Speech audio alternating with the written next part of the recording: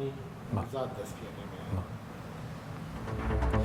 بەناوی خوای گەورە سڵاوتان لەبێت بینەرانی بەڕێز و خۆشەویست ماوەی دوڕۆژە لە ئەنگرانی ڕەوتی سەدر دەستیان بەسەر پەرلەمانی عێراقدا گرتووە بە خۆپیشاندانەوە کتاکو ئێستش نەکشاونەتەوە لە نوێترین پەیامشیدا مختەرا سەدر ڕێبەری ڕەوتی سەدر ئەم خۆپیشاندانە بە شۆڕش ناودەبا و باز لەوە دەکە کە دەرفەتێکی گرینگە بۆ دەرفەتێکە بۆ گۆڕینی ڕیشەی سیستەمی سیاسی و دەستور و هەڵبژاردنەکان لە بەرنامەی ئەمڕۆ قسە لەسەرەوە دەکەین خۆپیشاندەرانی ڕەوتی سەدر چیان دەوێت داواکاریان چییە و ئایا سەدر دوای کۆنتترۆلکردنی پەرلەمان بەنیازی چییە ئایا لە عێراقدا چی ڕوودەدات کە ئەو دۆخی کە لە عێراق ڕوودەدات هیچ کاریگەریەکیشی دەبێت لە سەر هەرێمی کوردستان لەگەڵ یەک لە بەڕێزان شوان داودی کاوە محەممەد پەرلەمانتارانی پێشووی عێراق قسە لەسەرم پرسە دەکەین سوپاسی ئامادەبوونتان دەکەین بەخێر دۆ سوپاس کاک شوانەک لە بەڕێستانەوە دەست پێ بکەین دوو ڕۆژە بۆ جاری دووەمە لە ئەنگرانی ڕەوتی سەدر ناو پەرلەمانی عێراق پەرلەمانی عێراقیان کۆنتترۆل کردووە بە دیاریکراوی چیان دەوێت؟ سڵاو لە بینەرانی پەیام و سڵاو لە ئێوەشەوە بەخێراتنی کاکاوەش لەگەڵمان ئەم شەو دیارە ئەم جوڵەی سەدر جوڵەیەک نییە لە کتوپڕا لەدایک بوو بێت پرۆژەیەکی سیاسیە چەند ساڵێکە کاری بۆەکە ئەم پرۆژەیە پرۆژەی کۆتایی هێنانە بە سیستەمی ئێرانی لە عێراقا و ئەم پرۆژەیە لە ساڵی 2016ەوە دەستیان پێ کرد کاتێک چوونە پەرلەمانەوە یەکەم جار کە پەرلەمانیان کۆنتترۆل کرد و دروشمی ئێران بەڕێبەڕێیان بەرز کردەوە لەو کاتەوە ئەم پرۆژە هەر جاری بەنەوەیەکی تر تەرحەکرێتەوە لە دوای ئەوە انتخاباتی ساڵی 2018 کرا خۆپیشاندانەکانی تشرین نەیانتوانی ئەم هێزانە چی سەدرەکان و چی براهێزەکانی تر نەیانتوانی کوتلەی گەورە دەستنیشانکەن لە پەرلەمانە بۆیە بە تەوافقی حکوومەتێکی عادل عەبدولمەهدییان طرح کرد عادل عەبدولمەهدی بەڕای من و خوێندنەوەم بۆ دۆخەکان دوا سەرۆکوەزیرانی ئیسلامی سیاسی شیعە بووە لە عێراقا دواتر دوای 2 ساڵ لە ڕێگەی خۆپیشاندانەکانی تشرینەوە کە سەدرەکان بەشێک بوونە لەو خۆپیشاندانە و پشتیوانی خۆپیشاندانە بوونە حکوومەتی عادل عەبدولمەهدییان ڕوخان و کازمیانیانەوە لە ماوەی چەند ساڵی ڕابردووە هەوڵی ئەوەیاندا معادلەیەک هەبوو لە عێراق ئەو معادلەیە هەڵاوگێڕ بکەن ئەوش دروستکردنی دەولە عەمیقە بوو کە پێشتر حزبی داوە لە ناو دامودەستگاکانی دەوڵەتە دروستی کرد بوو ئەوجا سەدرەکان هەوڵیاندا ئەو جێگەیە بگرنەوە لە ناو دامودەستگاکانی دەوڵەتی عێراقا دەولە عەمیقە دروستکەن و خۆیان ئامادە بکەن لە دوای انتخاباتی ئایندە دەسەڵات بگرن چۆن دەولە عەمیقەیان دروست کرد بوو هەر سێ موئەسەسە ڕسمیەکەی دەوڵەت پەرلەمان و ڕیاسی جمهوری و سەرۆکایەتی حکوومەت ئەوان کۆنتترۆلیان کردو بوو ئێستاوان کۆنتترۆلیان کرد چۆن قسە بووکە مەسەلەن لە خوری ڕابردووش لە خوری ڕابردوو پەرلەمان ڕئیسی پەرلەمانی فعلی حەسەن کەعبی بوو سەفقە هەبوو لە نێوان سەدرەکان و سوننەکانە هەڵبووسیر ناوی ڕئیسی پەرلەمان بوو بەڵام ڕئیسی پەرلەمانی فعلی و تەنفیزی لە ناو پەرلەمانە حەسەن کەعبی بوو بۆم خولەش ڕاست بوو تاکشانەوەی حاکم زامری بەڵێ بۆ لە ناو حکوومەتە ڕاستە کازمی واجی هەیە بۆ حکوومەتە بەڵام بە قووەترین جومگە کە ئەمینداری گشتی ئەنجومەنی وەزیرانە حەمید الغزی بووە کە سەدرەکان سەدر دایناوە و لە ناو سەرۆکایەتی کۆمارش استقالە بە عەلی شوکری کرا لە پەرلەمان کشانیانەوە کردیانە سەرۆکی مستەشارین لە سەرۆکایەتی کۆمار و ئەمیر کنانی مستەشارێکی بەقووەت بوو لە ڕێگەی ئەم دوو کەسەوە جومگەکانی ناو سەرۆکایەتی کۆمارشیان کۆنتترۆل کردو بوو ئەم دەولە عەمیقەیان دروست کردو بوو تا انتخابات بۆ ئەوەی انتخاباتی پێشوەختە بکرێ لە انتخاباتی پێشوەختە قانونەکەوا تێپەڕێنرا زیاتر کەوتە بەرژەوەندی ئەو هێزانەوە ئەوە بوو لە نەتیجەیە 73 کورسی هێنا 73 کورسی و جۆرێک لە اتفاقی هەیە و اتفاقی پێشوەختی هەیە چی لەگەڵ بەشێک لە کورد چی لەگەڵ سوننەکانە و ئەوە بوو هاوپەیمانی سێقۆڵیان ڕاگەیان ئەم هاوپەیمانیە کە ئەکسەریەی پەرلەمان بوون ڕێگریان لێکرا لە ڕێگەی سورسی معتەڵەوە بۆ ئەوەی حکوومەت پێک بهێنن سەدر قەراریدا لە پەرلەمان بکشێتەوە بەڵام کشانەوەی سەدر لە پەرلەمان پاشەکشە نییە لە پرۆژەکەی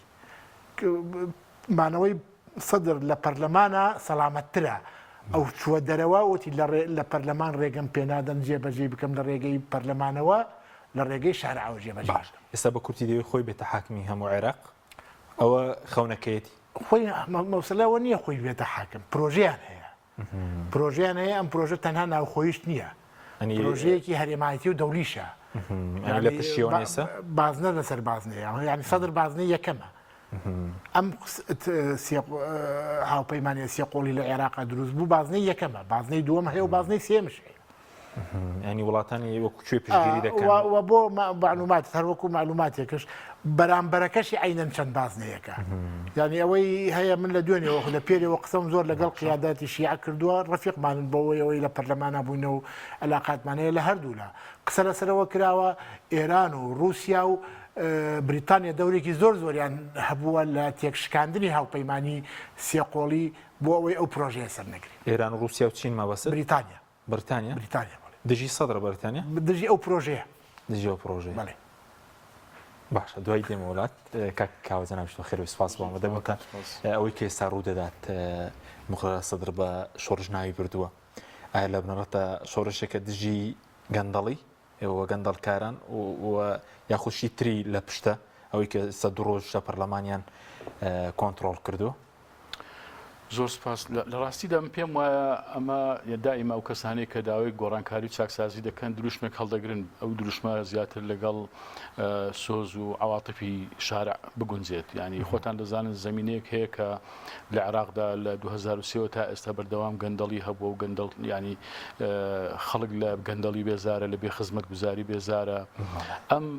سەدر پەیامەکەی و خیتابی سیاسی خۆی لەگەڵ ئەم شارع گونجاندووە جگەلەوە خۆشی ساحبی حەشاماتێکی زۆری خەڵکی لایەنگری عقائیدیە و دەتوانێت بە تویتێک بە قسێ بە وتارێکی کورد خەڵک هەمووی بێنێتە سەر شەقام و بیان جوڵێنێ و بیان ڕژێنێ ئەمە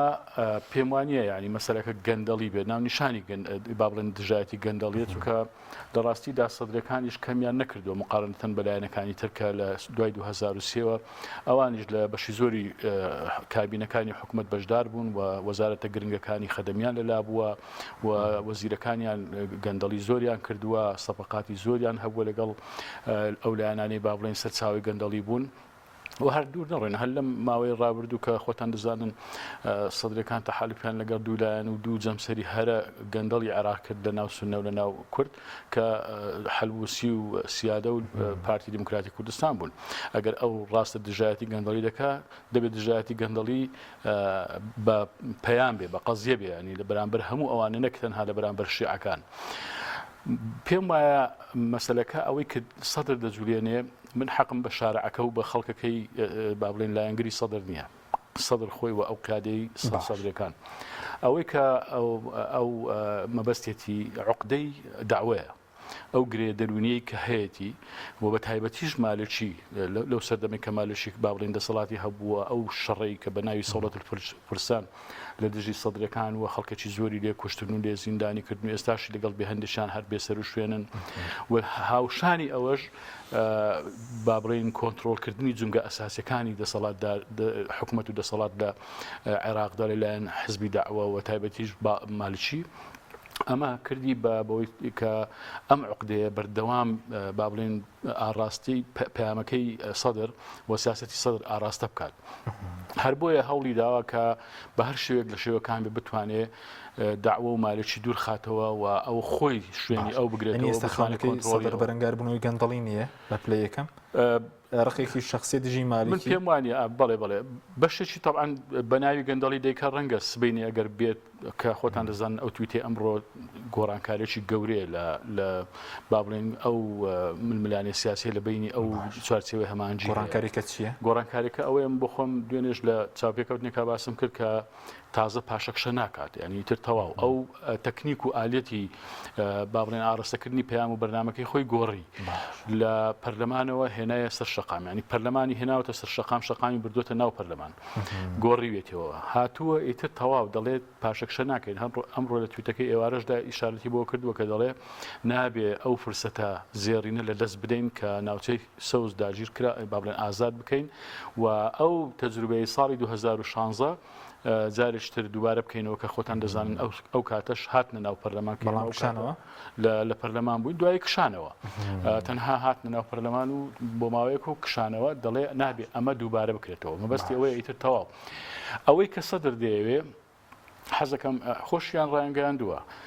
دەیەوێت تەواوی سیستمی سیاسی ئەوەی لە 2023 و دەستی پێکراوە تا ئێستا تەواوی بیگۆڕێ. سەدر ئەوەی من دەیخوێنمەوە و ڕەنگە زۆر خەڵکیش لەگەڵم هاوڕابن کە ناسیۆنالیستێکی عراقیە. ینی من بۆ خۆم پێم وایە لە دوا ڕۆژدا ئەگەر دەسەڵات کەوتە دەستی بەدەر دەکەوێت کە سەدامێکی شیعی عەمامە بەسەرە. بەڵێ لە دوورمەودا من بۆ خۆم پێم وایە ئەو بۆ مەسەلەی فرەیی لە عێراق، بۆ مەسەلەی ئازادیەکان لە عێراق، بۆ مەسەلەی شەراکەتی کورد و سوننە لە بڕیاردانی سیاسی، تەنانەت هەندێک لەوانەی شیعەش کە خۆت ئێستا منودانیان لەگەڵ هەیە لە شەراکەت و قەراردانی سیاسی، ئەمانە هەمووی ڕەت دەکاتەوە و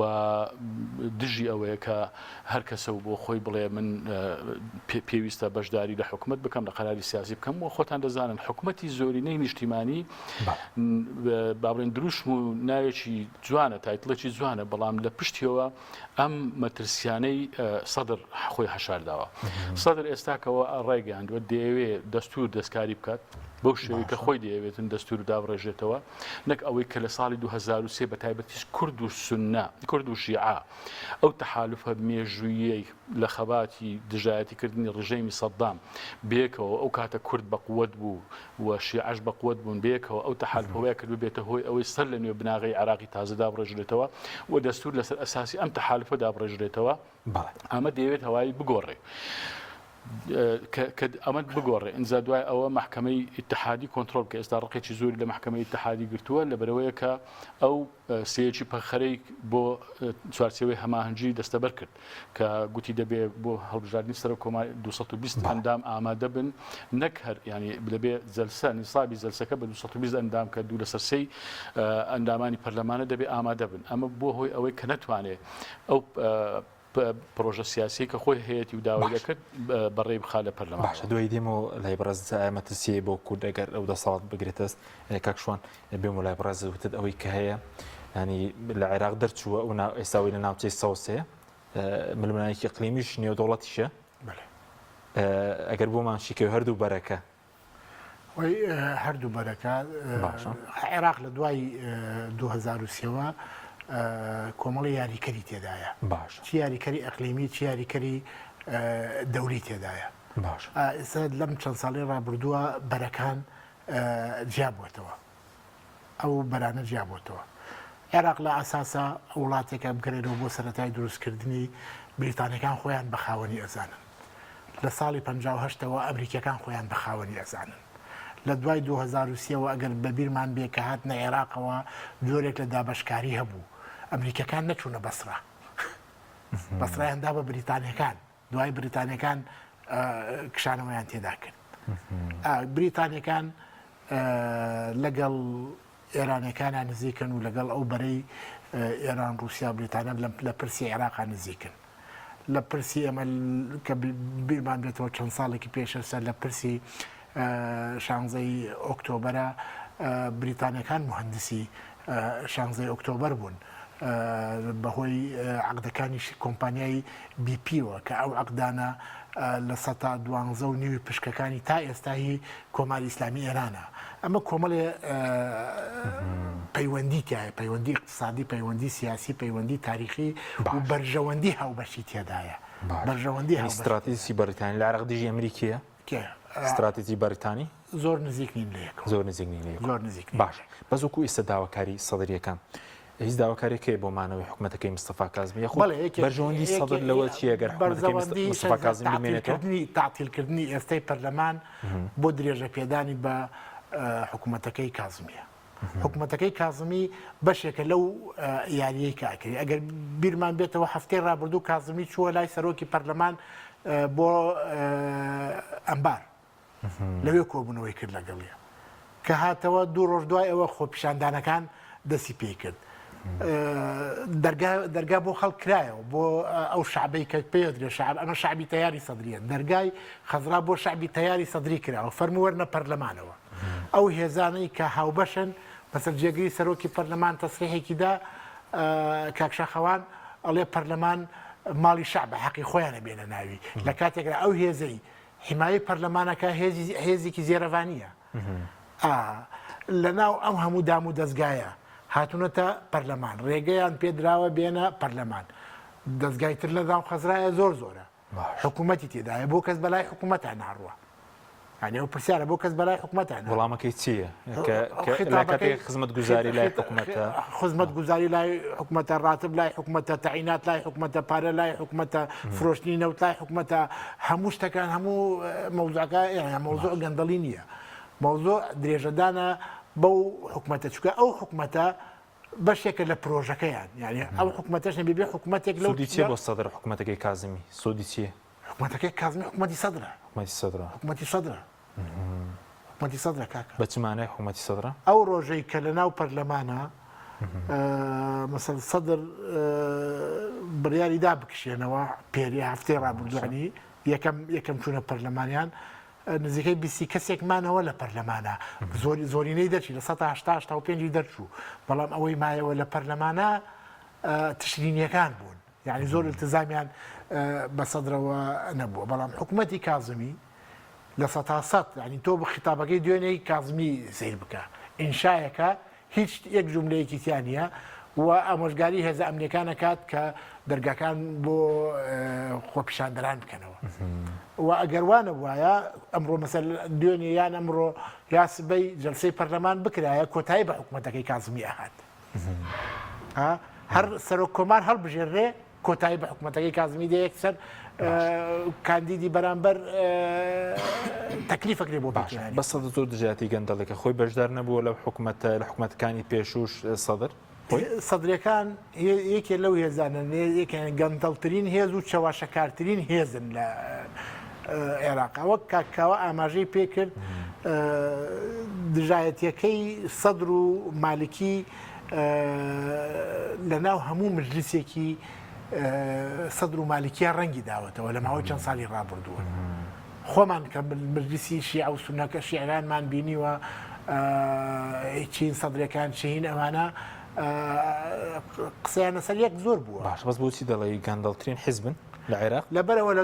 لە دوای پێکێنانی حکوومەتەوە لە 2005ەوە تا ئێستا زۆربەی وزارە خەدەمەکان لای سەدرەکان بووە وەکو بەشێک بوون وزارەتی شارەوانەکانیان لا بووە وزارەتی ئاوێریان لا بووە وزارەتی سناعیان لا بووە وزارەتی سەحەیان لا بووە زۆربەی وزارەتە خەدەمیەکانیان لا بووە و لە ماوەی ئایندەیە ئەنجومەنی وەزیرانیان لا بووە حکوومەت لای ئەوانە دام و دەستگاکان لای ئەوان بووە باش یعنی ئەوان وا پیشانەدەن کە معارەزەن بەڵام سوڵتە بوونە ئەوان ئەیانەوێ لایەنی بەرامبەری خۆیان ململانی ببەنە دەرەوەی یاریەکە ینی کردیانە کوردەڵێ عەرەبەڵێ شەماع کردیانتە تەنافێک چی شتی گەندەڵی لە عێراق هەیە بەوانە هەڵێواسن باش بەس پێت وایە لە پەرلەمان ناکشێنەوە جارێ گیان لە پەرلەمان بەڕێ من کۆتایی پێهاتووە پەرلەمانی عێراق کۆتایی پەرلەمان لە بەڕێ من کۆتایی پێهاتووە ئەم خولە کۆتاییاتوە پێم پەرلەمان کۆتایی پێم وایە سیستەمەکە کۆتایی پێهاتووە هەر سیستەمەکە کۆتایی پێهاتووە و ئێستش ڕۆژانە کۆمەڵێ زاراوەی تازە فڕێ ئەدەن بزانن چۆن لەلایەن خەڵکەوە وەرەگیرێ نظامەکە سەرێک باسی نظامی ڕێئاسیەکەن لە عێراقا لە دوێنێەوە باسی نظامێکی مەلەکیەکەن و سەدر ببێتە مەلیک لە عێراقا شتێوەکی وایان فرەداوەتە شارع و بزانن تا چەند وەرەگیرێت جەزم نەفزی شارعی پێەکەن و من پێم وایە من سەدر تەنیا نییە ئیسا لە شارە سونیەکانە ئامادەکاریەکرێت لە مووسڵ و لە ئەنبار و لە سەلاحەدین و لەم شوێنانە خۆپیشاندانی گەورە بکرێت بۆ پشتیوانی خۆپیشاندانەکان لە هەرێم لە هەرێم باوەڕ ناکەم جارێ خۆپیشاندان بکرێت بەڵام هەرێم خطابی سیاسی هەرێم وەکو قەراری سیاسی هەرێم کەیسە قەراری سیاسی کوردی هەرێم لای پارتی دیموکراتی کوردستانە وەزعەکەی پێخۆشە وەزاکەی پێخۆش وەزعەکەی پێخۆش باشە بەس لەسەر ئەو دیمەنانەیە پەرلەمان شتێکی خوێنەوە بۆچی بەو دیمەنانەی کە دەیان بینی ئەوم خەڵکە چۆتە ناو پەرلەمان لێ ماونەتەوە چونە سەر کورسی پەرلەمانتار و سەرۆکاتی پەرلەمان تەسقیتی مؤسسەی تەشریعیە لە وڵاتە بۆ ئەوەی ناشرینی کەین خەڵک بڵێ پێویستمان بە مؤسسەیە نییە یعنی ئەمە مؤسسەیەکی زیادە سەدر دەیەوە پەیامە بگێنێ ئەو پەیامە بگێن باش دێم وڵات کاک کاوە سەبارەت بەوەی کە سەدر ئەگەر ببێ بە حاکم یاخود دەسەڵات بگرێتە دەست مەترسی بۆ کورت هەیە چونکە ئێستا وەکو کاکشوان وتی چ هێزێک کە پەرلەمانی عێراق دەپارێزی ئاسانکاریان کردووە چ میدیای پارتی دەسەڵاتدار بێت زۆر پێشوازی لەم خۆپیشاندانانە دەکەن لە کاتێکە لە کوردستان دۆڕۆیە لە کوردستان خۆپیشاندەران شەید دەکەن و سەرکوتیان دەکەن هەتا ڕێگەنادەن خۆپیشاندانیش بکرێت بێگومان لە ڕەنگە هەندێک هێزی سیاسی هەبێ ئێستا دڵیان خۆش بێ بۆی کە ئەم دۆخە لە بەغدا هەیە ئەنجە هەندێکیان بۆ ئەوەی بڵێن دائیمە ئەوە نیە هەر ئەو بیرکردنەوە و تێڕوانی نەهەبووە کە ئەگەر بێت و عێراق شڵەژا بێ و ململانەکان تند بن ئەوە بۆ کورد باشە و بۆ هەرێمی کوردستان باشە و هەندێک شامپیان وایە کە ئیتر ئەم هێزانە دەڕۆن و سەدر باشتر دەبێت لەوانی تر و تێڕوانینی بۆ پرسی کورد و بۆ ماپەکانی کورد و ئەوانە من بۆ خۆم پێم وانە وابێ ئەمە ڕەنگە لە ماوەی نزیکدا هەندێک هێزی سیاسی کە پێشتر بۆ نمونە پارتی دیموکراتی کوردستان تەحالیفی لەگەڵ سەدر هەبوو لەگەڵ سونەکان پێی وابێ ئەمە دەبێتە شتێک کە دەستکەوت بێ بۆ کورد و ماپەکانی کورد من بۆ خۆم پێم وانە چونکە ئەسڵەن تەحالفەکە لەسەر ئەساسی مافی کورد نەکرا لەگەڵ سەدر و حەلبوسی بەڵکو لەسەر ئەساسی با بڵێن بەرژەوەندی حزبی کرا و ئەگەر خۆتان سیرتان کرد بێ ئەو وەرەقەیە کە ئیمزاکرا لە بینی پارتی دیموکراتی کوردستان و تەیاری سەدری یەک وشە باسی کورد و ماپەکانی کورد و پێشمەرگە و ناوچە دابڕاوەکان و ئەوانەی تێدا نەکراوە و هەموو شەرتەکانی سەدرە سەپاندویەتی و لە بەرامبەردا پارتی دیموکراتی کوردستان قبولی کردووە خەتەری گەورە ئەوەیە کە ئێستا کە باسدەوە دەکرێت سیستمی پەرلەمانی بگۆڕێ بە سیستمی سەرۆکایەتی یعنی وەکو باسی کێشە چیە بۆ کورد سیستەمی سیاسی بگۆڕێگە دەستور هەموار بکرێتەوە مشکلەکە چییە لە عێراق کێشەی هەرە گەورە ئەوەیە کە ئێمە ڕاستە هەندێک وڵاتی دیموکراتی پێشکەوتو وەکو ئەمریکا ئەوانە سەرۆکایەتین بەڵام لەوێ دەستوری ئەمریکا دەستورێکی زۆر زۆر معقەد و پڕە لە کۆتوبەند بۆ سەرۆک کە ئەگەر بێت و پەرلەمانیش نیە و مسائلە ناکرێت لە کۆنگرسەوە بەڵام یەک دنیا با بڵێن ڕێگری دروست کراوەلەوەی کە دەسەڵات لە ئەمریکا ینی با بڵێن سەرۆک لە دەسەڵاتەکانی زیاتر تێپەڕێ جگە لەوێ کۆمەلگایەکی چاوکراوە و دیموکراسی و مافەکانی خۆی دەزانێ و با بڵێن think tanks زۆر هەیە گروپەکانی گوشار زۆر هەیە میدیایکی ئازاد هەیە لە عێراق بەو با بڵێن سروشتی پێکهاتەکانی و بیرکردنەوە و ئاستی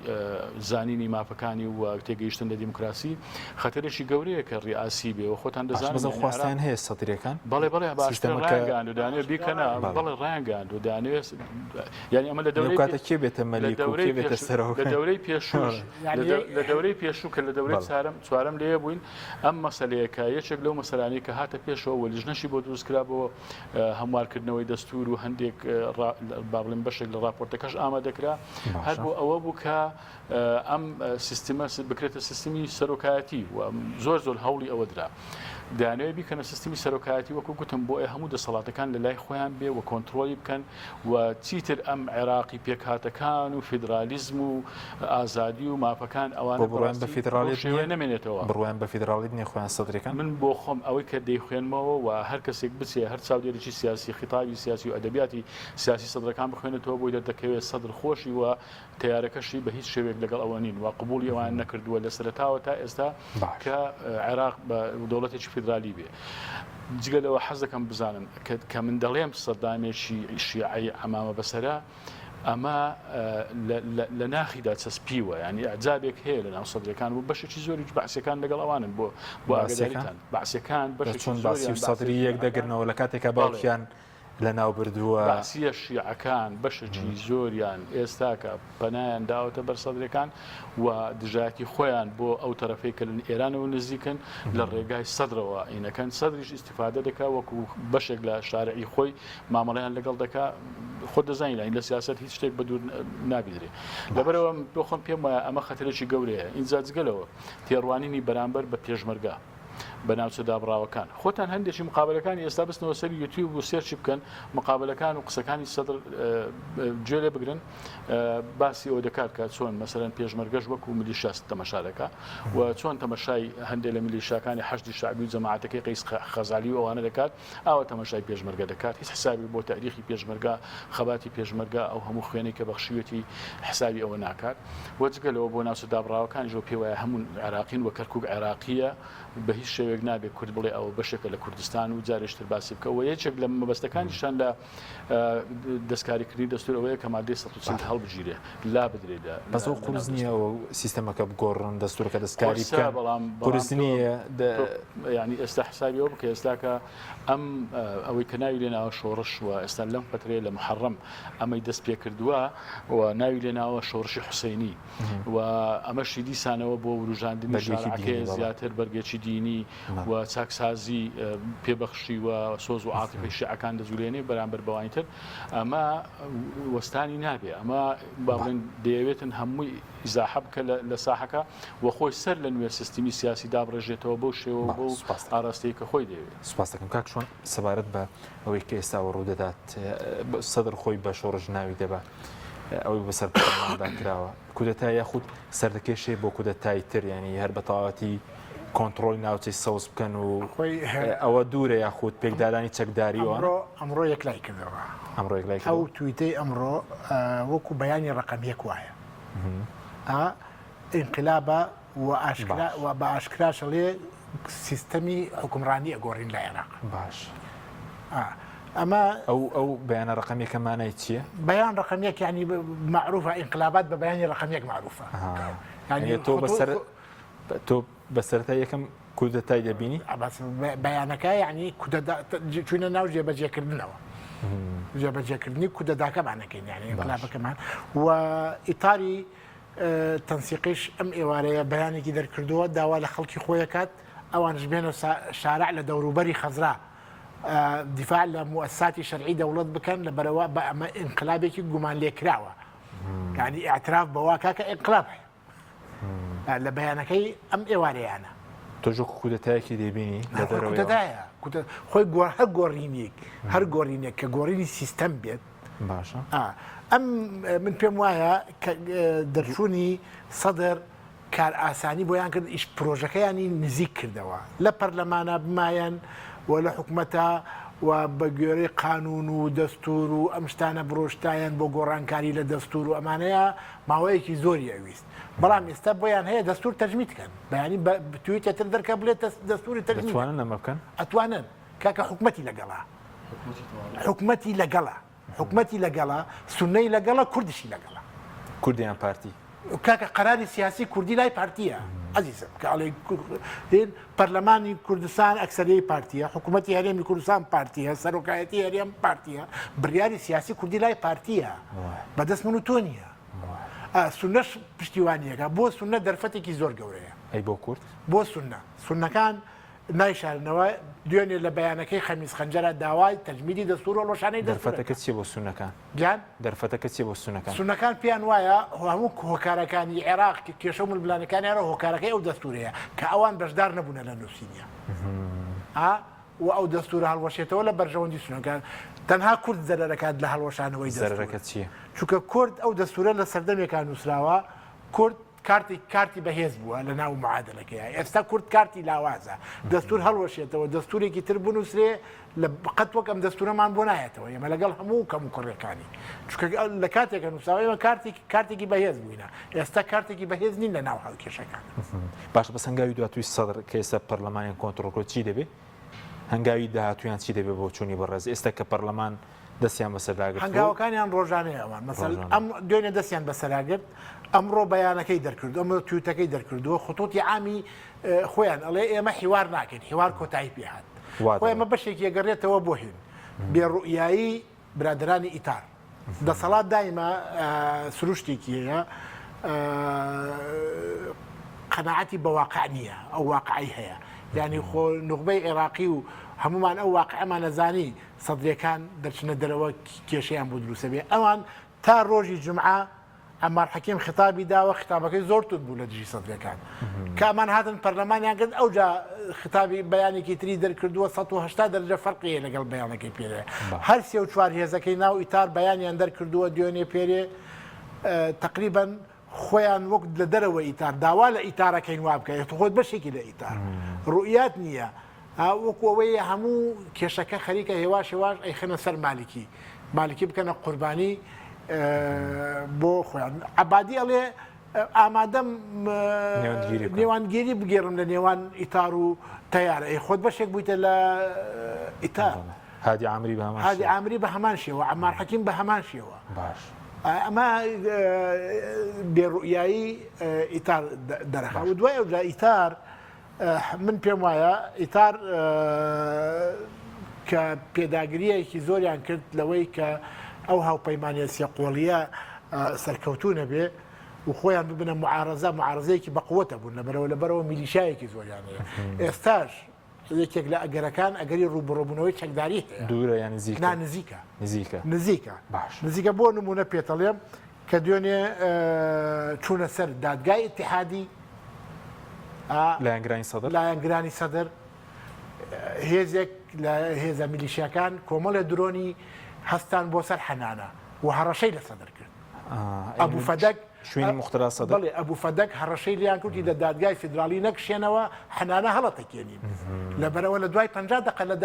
تویتێتریان کرد داوایان کرد لە دادگای بەهۆی ئەو درۆنانەوە بوو بەڵێ بەهۆی ئەو درۆنانەوە بوو ینی چەک لە مەیدانەکە یاچی دقەیە بتەقێتەوە سوپاسان دەکەم بەڵێ بینەرانی بەڕێز ناوبڕێکی کورت و دوای ناوبڕەکە دێنە وڵاتان لەگەڵمان بمێننەوە تۆپ ئارت تاکە بریکاری تۆڕی میدیایی کۆمەڵ بۆ بەرهەمهێنان و بڵاوکردنەوەی ڕێکلام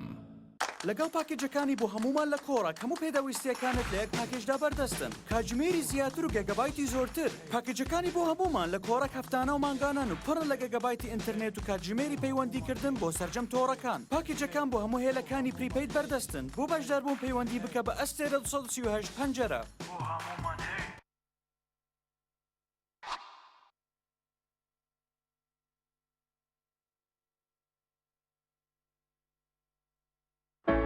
کۆمپانیای ئاکۆکەریم بۆ ماڵێکی ئارام ژیانێکی جوانتر. کۆمپانیای ئاکۆکەریم ئەزمموی چەندین ساڵ لە دابینکردنی ئەلەمنیۆمی ئازل و سیستم و دەبڵ شوشەی سکۆریت و لوئی دژەخۆر.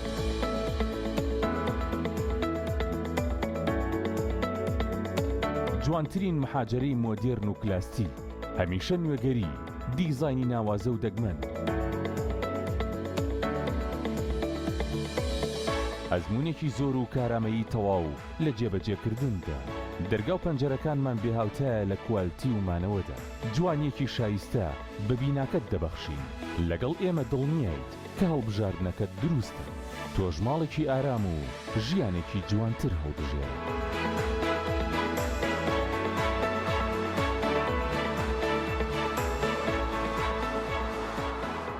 ئاوی بەڕادی سلێمانی دڵنیایی زیاتر تەندروستی باشتر کارگەی ئاوی سلێمانی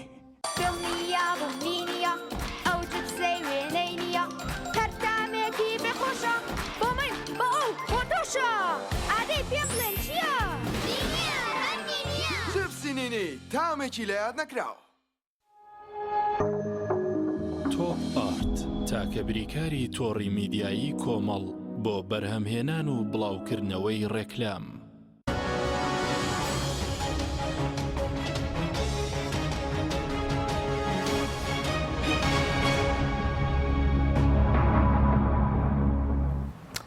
جارێکتر سڵاوتان لەبێت بینەرانی بڕێز کاو سەبارەت بە ماوەڵی لایەنە کوردیەکان ئێستا بەتایبەتی پارتی پێشوازێکی باشیە لە خۆپیشاندەرەکان جۆرێک لە ئیزیواجێت هەیە کە لە کوردستانە بڵین ئەم یەکیتیۆم پارتی خۆپیشاندەرانیان شەید کردووە و بووم قۆناغەش باشترین بژاردەوەی کە لە بەردەم لایەنە کوردیەکاندا بیا پارتی لە سەڵاتدارەکان دابێت چییە؟ وڵی هەر کەسێ مقارنە لە بینی با بڵێن خیتابی پارتی لە بەغدا و خیتابی لە هەرێمی کوردستان بکە بۆی دەردەکەوێت کە دووفاقێکی زۆری تێدایە یانی لە بەغدا داوای تەوافق و مشارەکەی سیاسی و شەراکەت لە بڕیاردانی سیاسی دەکات لە هەرێمی کوردستان بە تەواوی دژی ئەوە هەڵس و کەوت دەکات لەگەڵ هێزی سیاسەکانی تر خۆپیشاندانیش بەڵێ بەرامبەر بە خۆپیشاندان و ئازادی ڕادەربڕین و ئەوانە لەوێ تا ئەو پەڕی لەگەڵ ئازادی ڕادەربڕین و دیموکراسیترین هێزی عراقیە بەڵام کردێتەوە کوردستان دیکتاتۆرترین هێزی کوردیە لێرە دژی خۆپیشاندانە دژی خۆپیشاندەرانە سەرکوتیان دەکات دەیانگرێ نەک هەر دژی خۆپیشاندان بەڵکو دژی ئەوانەش دەگرێت کە نیازی خۆپیشاندانیان هەیە وان خەڵکیان گرتووە بەس گوتوێتی یان لە فەیسبوک یان لە مەسنجەر شتێکی بڵاو کردوتەوە یان نامەیەکی نردووە گوتێتی بە خۆپیشاندان بکەین لەسەر ئەوە گیراوە و ئێستاش لەگەڵ بێ لە ناو زیندانە و ئەمە دووفاقێکی وازەح ینی کە بەرامبەر بە لە ماڵەکەی خۆی چۆنە و لەگەڵ ماڵەکەی ئەوانتر چۆنە لە ماڵە عێراقیەکە داوای ئەوە دەکا بە هێز سیاسەکان بێکەوە کۆ بنەوە و بگەینە ڕێکەوتن و هەرێمی کوردستان بەڵێ دەست پێشخەریەکە سەرۆکی پارتیە بوو هینی سیما بەرزانی وتی وەرن هەولێر پایتەختی دووەم لێ گفتوگۆ بڵێ وەرن لێرە گفتوگۆ بکەین و بێکەوە بۆی بگەینە ڕێگە چارەیەک بەڵام لای خۆمان خۆتان دەزانن ئەوان یەکێکن لە سەبەبە ئەساسیەکانی تێکچوونی یەکریزی ناوماڵی کورد لە هەموو ڕێکەوە لە ڕووی دارایی دەڵێ لە ڕووی سیاسی دەڵێ لە ڕووی حزبی دەڵێ لە هەموو ڕێکەوە ئەنجا ئەوەی کە پەیوەندی بە عێراقیشەوە هەیە خۆیان وا دانوێ خۆیان وا مەطرح بکەن کە گوایدانوێ ناوماڵی کورد ڕێک بخەن ئەسنان خۆی لە خۆیدا ئەم تەحالوفەی لە بینی پارتی و حەلبوسی سەدر کرا خۆی لە خۆیدا بەشداری کورد بوو لە با بڵێن تێکچوونی ناوماڵی شیعەوە تێکچوونی ناوماڵی کورد پێشەوەش ینی بەبێ ئەوەی کە با بڵێن تەنسیقێک لە بینی هێزە کوردەکان هەبێەوە بە یەک بەرنامە و پلانی کوردستانی بچن تەپاوز لەگەڵ هێزە سیاسی عراقیەکان بکەن تەحالوفات بکەن سربەخۆ چوون لێ وەبگیان نردوو لەگەڵ ئەوان ڕێککەوتن تەنها بۆ ئەوەی کە گوتیان هێزێکی سیاسی زیاتر با بڵێن دەنجی زیاتر دێنێن ناو شیعەکان بۆ ئەوەی لە حکوومەتی داهاتوو پۆستی زیاترمان بەربکەوێ و خۆشتان دەزانن ئێستاژە من پلانەیە کە لەسەر سەرۆکایەتی کۆمار لە بینی پارتی یەکێتی هەیە و هەر یەکە و کاندیدی خۆی هەیە و ناچێشێتەوە ئەمە یەکێکە لەو شتانەی کە دەیسەلمێنێ بەبێ چەند و چوون کە لە ڕابردوو لە ئێستاشدا ئەوان بەڕاستی شەڕیان لەسەر پۆست و ئیمتیازاتە حزبەکانیان کردو زیاتر لەوەی شەڕ لەسەر مافەکانی کورد بکەن ئینجا جگەلەوە من لێرە حەزەکەمەوە بڵێم ئەوەی کە کاکشوان باسی کرد ڕاستە یعنی هێزە سیاسی کوردیەکان لە سەردەمی 2003 بەدواوە تا 2005 و دەنگدان لەسەر دەستور قوتێکی زۆری هەبوو لە ڕووی تاریخی لە ڕووی سیاسی لە ڕووی حزبی لە ڕووی ئەوەی کە هەرێمی کوردستان پێگەیەکی هەبوو لە ساڵی 91ەوە ڕاپەڕین کرابوو ساحبی پەرلەمان بوو حکوومەت بوو دامەزراوەکانی خۆی هەبوو و خەڵک نێوانی دەسەڵات و خەڵک لێک نزیک بوون و خەڵک پێی وابوو کە ئەمە سەردەمێکی تازەیە بۆ بنیادنانێکی تری با بڵێن خەوارەیەکی کوردستانی ئەمە لەو کاتە ئەو دەستورە نووسرایەوە و ئەوە کرا ئێستا کە هەر گۆڕانکاریەک لە عێراقدا دەکرێت لەم سەردەمەی ئێستا کە کورد پێگەی لاوازە و هێزە کوردەکان لە عێراقدا سنگ و قورسایی زارانیان نەماوە و زۆر پاشەکشەی کردووە بە تایبەتیش لە دوای ڕیفراندۆمەوە کە زۆر ناحەچیمانە مامەڵە لەگەڵ ئەم پرسە ڕەوایەکە کە مافی هەموو گەلێکە کە ڕیفراندۆم بکەوت چارەنووسی خۆی دیاری بکە بەڵام لە کاتێکی خراپ و بە شێوەیەکی زۆر نەگونجاو کرا ئەمەوەیە کرد پێگەی کورد لە ئاستی هەم عێراقی پاشەکشە بکەوە لە ئاستی ئیقلیمی و نێودەوڵەتیش بە هەمان شێوە پاشەکشە بکە بۆیە ئێستا هەر گۆڕانکارێک لە عێراقدا بێتە پێشەوە بە تایبەتیش گۆڕانکارێک بەو ئاراستەیە بێکەوە بۆکو باسمان کرد و سەدر لە پشتیوەتی من بۆ خۆم پێم وایە لە ئایندەی مامناوەند ئەگەر زۆر نزیکش نەبێ دەردەکەوێت کە کورد زەرێکی گەورەی کردووە خۆشتان دەزانن کورد ئێستا هەرێمی کوردستان لە دۆخەشی زۆر خراپدا هەمومان دەیزانین و بەوانەشی کە لە ناو پارتی و یەکێتیشدان هەموو دەیزانین کە لە هەموو ڕوێکەوە کورد لە ڕووی سیاسی لە ڕووی ئیدارە و حکومڕانی لە ڕووی دارایی لە ڕووی لە هەموو ڕێکەوە وەزعی موچەخۆر و وەزعی بازار و وەزعی پرۆژەکان لە هەموو ڕێکەوە خراپە و پاشەکشەی کردووە لەگەڵ ئەو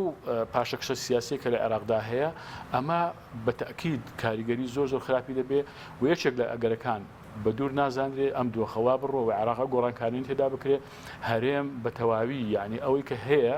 هەرێمی کوردستان و ئەو قوارەیە هەڕەشەیەکی جدی لەسرە ئەو پێم وایە ئەوە سەر دەچێشێ بۆ ئەوەی ئیتر هەرێمێک نەمێنێ بە ناوی هەرێمی کوردستان دەستوریش گۆڕانکاری تێدا بکرێت ئەگەر لە جاری یەکەمیش نەبی جاری دواتر کە بۆیان بچێتە سەر سێ محافەزەی تری عێراقی مامەڵی لەگەڵ بکرێ یان 4 محافظە بە هەڵەبجەشەوە مامەڵی لەگەڵ بکرێ وەکو هەر محافظەی شتری عراقی بە دوور مەزانە ینی لەگەڵ ئەم داوازدەی کورد و لەیەش ئەو گۆڕانکارە نەبکرێ دۆخی هەرێمی کوردستان لە ڕاستیدا بەسەر تووشی کێشەی گەورە باش باسی دۆخینە خوێرێمت کە هیچ ئەو دواکەوتنی موچیت پەیوەندێکی بە ئاڵۆزیانی عێراقەوە هەیە خوێندنەوە هەیە بەتابەتی ئێستا موچەی ئەو مانگە کە نایدەن دوایان خستووە لە کاتێکە دە 25 مانگێک موچە بدەن ینی دەسەڵات لە هەرێمی کوردستان چۆن مامەڵە لەگەڵ خەڵک دەکەوە لەگەڵ موچەی خەڵک کردووە بێگومان ینی ئەوان تا پیان بکرێ بیان و دەدۆزنەوە بیان و دادەتاشن بۆ ئەوەی کە موچەی خەڵک یان لێ ببڕێن یان ئەوەتە دوای بخەن بەڵام ئەوەی کە هەیە هەندێک زار باز دەکەن کە وەڵاهی 200 میلیارەکەی بەغدا لە ڕاستیدا لەوەتەی نرخی نەوت بەرز بۆتەوە خۆ پێشتریش نرخی نەوت سەروی $100 پێشتریش کە نرخی نەوتیش بەو شێوە بەرز نەبووە لە ڕاستیدا بیانوێکی بەتاڵ بوو کە باسییانەوە دەکرد کە داهاتی ئەومان نییە کە پارەی موچە بدێن بە حکمی ئەوەی بەشێکی زۆری ئەو پارەیە لە سەتا نزیکی 50 با بڵێن نیوەی ئەڕات بۆ کۆمپانیەکان و بەشێکی زۆریشی ئەوەی بۆ کۆمپانیەکان دەڕۆ کۆمپانیا حزبین کە ناوەکانیان هەموو خەڵک دەزانێت ینی لە جیرفانی خەڵک دەچێشرێتەوە و دەسەندرێتەوە دەدرێتە کۆمپانیا حزبەکان و بۆ قەڵەوکردنی حزب و بەڕێوەبردننی میدیای حزبی و دامەزراوی ئاسایشی حزبی و کادیر و ئەندامان و کڕینی زیمەی خەڵک و ئەوانە ینی لەبەرەوە ئەمە هین نییە دوکەوتنەکەی پەیوەندی بە ئاڵۆزی عێراقەوە ئەم دواکەوتنی ئەمجارە ڕەنگە ینی هەندێک پەیوەندی بۆ هەبێت چاوەڕێ ئەو کەم زان سدە قومی بەڵام دواکەوتنەکانی تر لێبڕینەکانی تر هیچ پەیوەندی بۆ نییە بۆیە کە ئیدارەیەکی سەقەت و پڕ لە گەندەڵی ناشەفاف لە سەروەت و سامانی نەوت و غاز هەیە لە هەرێمی کوردستان و هەندێک سەفقاتی ئیقلیمی شەیە خۆتان دەزانن ئەو ڕێکەوتانی لەگەڵ تورکیا هەیەی لەگەڵ کۆمپانیەکانی ئەوان ئەوە بۆتە سەبەبی ئەوەی کە کێشە بۆ موچەی خەڵک دروست ببێ ئەگەرنا لە ڕاستیدا نسبەت و تەناسب حساب بکەی ژمارە و ڕێژەی هاوڵاتیانی هەرێمی کوردستان مقارنەتەن بەوەی لە عێراقدا هەیە کە نسبەتی ئەو نەوتەی کە دەستان دەکەوێت لەگەڵ ئەوەی کە لێرە دەپرۆشێ هێشتا ئەوەی هەرێمی کوردستان زیاترە و داهاتی زیاترە بۆ ئەوەی بتوانێت موچەی خەڵک دابێت سپاس دەکەم کاک چۆن بەڕێز باسی پێکدادانی چەکداری وتت ئەگەرێکی نزیکە دوایەوەی ئێستا سەدر پەرلەمانی کۆنتڕۆڵ کردووە بە شۆڕژ ناوی دەبە لەبەر چی ئەگەرێکی نزیکە یەکێکە لە ئەگەرەکان لەبەرەوە ئەو هێزانەی ئینقلابیان کراوەتە سەر خاوەنی میلیشیان خاوەنی میلیشیان و هەمووشان چەکدارن مالکیە چەکدارە عامریە چەکدارە حەکیمە چەکدارە ئەو هێزانی ترکە لە پاڵیان قەز قەزعەلیە چەکدارە هەموو ئەو گروپە میلیشیانەی کە چەکدارن هەشت سەر بە ئێرانن لەگەڵ ئەم بەرەیایە تا ئێستا دوو کەس قسەی نەکردووە قسەی وازەح لە ناو لەم وەزعەیە کە ڕاستەوخۆ پەیوەندیان بەم دۆخەوە هەیە یەکێک تا ئێستا کە مەرجعیەت قسەی نەکردووە لە قسەی مەرجعیەت زۆر شتە گۆڕێ یەکێکی ئێرانە تایسا بەڕاستەوخۆ نەهاتۆتە ناو پرسەکەەوە هەوڵی داوە لە دەرەوەی پرسەکەەوە تەعاملی لەگەڵا باش هەردووکمان بۆشی بکەوە بۆچی هەردووکیان سەی جدیان نەکردو مەرجعیەت لەبەر چینایکە ئێرانیەکان مەرجعیە لەبەرەوە جارێ نەیکردووە سیرەکە دۆخەکە بەکوێ ئەگا و زمانی ئەوە بکات کە قسەکەی وەرەگیری هەموو لایەک ئیلتزامی پێوەکە ئەو کاتە قسە ئێرانیەکان چاوەڕێی دۆخەکەکەن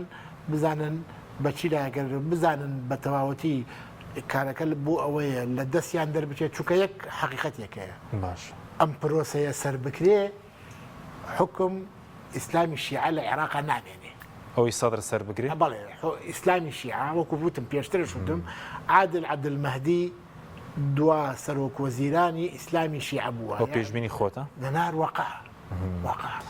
دوای مستەفا کازمی لەسەرەوە حیساب بنێ بەڵێ مستەفا کازمی لەسەر کابرایەکی شیعەیەکی لیبرالی ئەلمانیە پشتیوانی کراوە و هێنراوە و هەم شرینانەکان و هەم سەدرەکان و هەم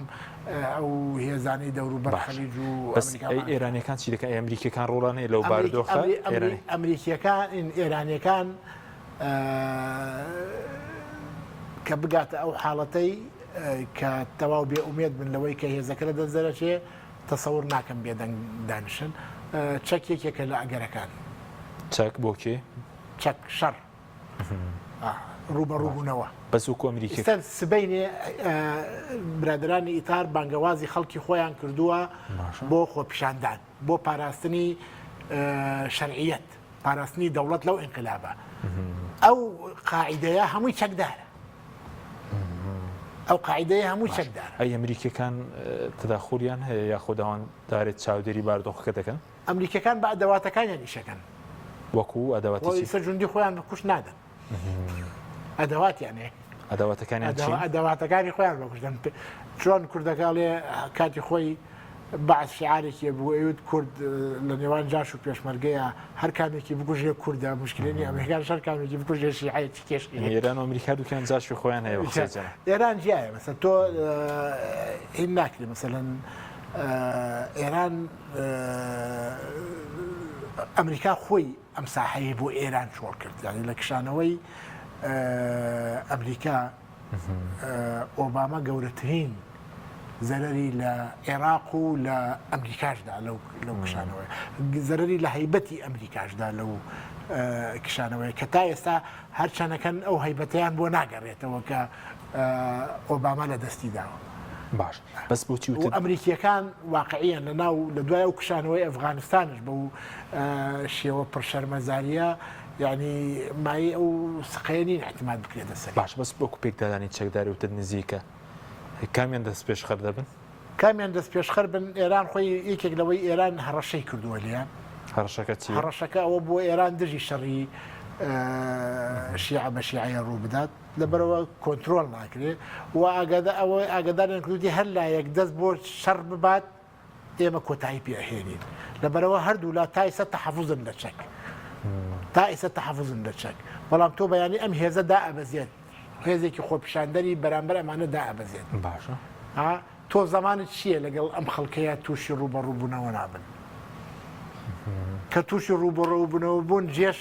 ئەوانش وڵا هاوڵاتین ئەوانش شعبن ئەوانش هێزن سوپا حکوومەت لایەنگری کام لایەکات لەم پێکدادانەی ئەگەر ڕوو باش بە سوەرچەوە هەمانگیش خۆ لە ناو خۆیاندا دابەش بوون هەمیان ڕوبەڕووی سەدر دەبنەوە یاخود بە زمالێکیە چونکە چوارچەوەی هەمانگیش هەموویان لە ناو خۆیاندا دابەژنین وڵی سەدر ملاحەزەی تەنها لەسەر هین نییە ئێستا تەنها تەحەفوزی لەسەر عەبادی و عامرین نیە تەحەفوزی لەسەر هەمویان هەیە لەسەر قەیس خەزعەلی هەیەتی لەسەر هەموو ئەو هێزانەی کە لە ئێرانەوە نزیکن تەحەفوزی هەیە باشترین بژاردە بۆ کورد چییە؟ باشترین خۆی کورد لە بژاردە دەرچووە ینی کورد لە سەرەتای ئەم پرۆسەوە دابەش بووە هەردوو بەرەکە باشە دابش بۆتە هەردوو بەرەکە و ئەوەشی بینیمان دابش بوونەکە هۆکاری فکری و هۆکاری عقایدی نەبووە هۆکاری پۆست بووە هۆکاری پۆست بووە هەندێکە لە گرفتەکان ئێمە ئەوەیە هۆکارەکە هۆکاری پۆست بووە باش ینی لە سەرەتاوە دابەشی دووبەرەکە بووە بەدەستی خۆت نیە ینی بەزی سەبەست دەبێت سیر بکەن هیچ ڕۆڵێکیان نیە مەسەل ئەوەی من مەسەل برادرانی پارتی نەیان شۆردۆتەوە باشکرا بەشێک بوونە لەو بەرەیە شەڕی خۆیان کردووە لە ناو بەرەیە قەولی خۆیان داوە لە ناو بەرەیە بەڵام کێشەکە لەوەیە برادرانی یەکێتی لە ناو ئیتارا بوون هەموو هێزەکانی ئیتار با سوپاس یەکێکی یەکونەوەڵە بەشێک بوونە لەگەڵ ئێمەیە لە پەکخستنی هەڵبژارنی سەرۆکۆ هەڵبژاردننی سەرکەوتنی هاوپەیمانە سێقۆڵێکە یعنی سلسل معتەڵ ئەڵێ یەکێتی دەورێکی زۆر زۆری هەبووە و هەموو کۆبوونەوەکان لە ئاستی شخصی یەکەم و ئاستی باڵایە بەشدارە لەگەڵیانە خۆیان تا ئیساکەی لە ڕاگەیان نوشتیوانەیە خۆیان بە بەشێک لەو پرۆسەیە نازانن بەڵام لایەنی بەرامبەر سەدرێکان یەکێتی بە بەشێکی گرنگی ئیتاژان زۆر بە کورتی یەکێتی پارتیسیان دەستکەوت لە هاوپەیمانەتی یەکێتی باوەڕ ناکەم دەستی بکەوێت بەڵام پێم وایە پارتی دەستکەوتی حزبی ئەبێت لە گۆڕانکاریانە بەڵام دەستکەوتی کوردی نا دەستکەوتی حزبی دەستکەوتی حزبی چی دەستکەوتی حزبی بێ بۆ خۆی چونکە و هەر لە ئەساسی چۆتە ناو پرۆژەکەەوە ڕوئای خۆی هەیە بۆ چۆتە ناو پرۆژەوە خۆی هەیە ڕێککەوتنی خۆی هەیە بۆ کورد باش نییە بەس وڵاتر ئەو خۆی بە خاوەنی کورد دەزانێت دیارە بۆ پارتی باش بێ پێی وایە بۆ کوردش باش بۆ خۆت وەکو خۆت بۆ کورد بە باشی نازانێت من نەخێر هەر کورد دۆخەکەی و ئاخوازێ لە بەرژەوەندی نیە دۆخی ناوخۆی کوردی ئەو دۆخەی لە عێراق گوزرێت لە بەرژەوەندی کوردان نیە بەڵێ کاکاوەکو دوا بژاردە کورد زەرمەند دەبێت ئەگەر ڕوودای خۆت ئەوەی کە لە عێراق ڕوودا کودایەک ڕوودات قازانز دەکای خۆ بەکام بارە قازانز دەکات خۆچی بکرێ سوپاس دەکەم. پێشەوە بەس قسەیەک لەسەر دەوری ئەمریکیەکان دەکەم، ینی ئەمریکیەکان ئەگەر بە کورتی باسی بکەین بۆ خۆم پێم وانە ینی دەستبەرداری تەواوی عێراق بووبن، ینی مەسلەی ئەمریکیەکان تەکنیک و تەکتیکیان گۆڕیدا تەعاملکردن لەگەڵ عێراق بە ئەم ئاخری انتخابات لە 2010 کە کرا بەشێکی زۆری کورسیەکان لەناو شیعەکان بۆ ئەو باڵە ڕۆیشت کە سەر بە ئێرانن و پێیان وا بوو ئەم خولی چوارەمی پەرلەمان خولێکی حەشدی بوو، زۆربەی ئەوانەی کە لەوێ بوون با بڵێن سەر بە حەشدی شعبی و تەرەفی ئێرانیەکە بوون. لەبەرەوە هەوڵیاندا کە گۆڕانکاری بکرێ و هەڵبژاردننی شتر بکرێ، مەسلەی هەڵبژاردننی پێشوەخت بێ ئاگاداری و پرسی ئەمریکیەکان نەبوو و با بڵێن خۆپیشاندانی تشرینیش دیسانەوە ئەمریکیەکان تەعاتوفێکی باش و پشتیوانیان لێکرد کە بتوانن بێتە هۆی ئەوەی کە هەڵبژاردن بکرێت. هەڵبژاردنەکە کرا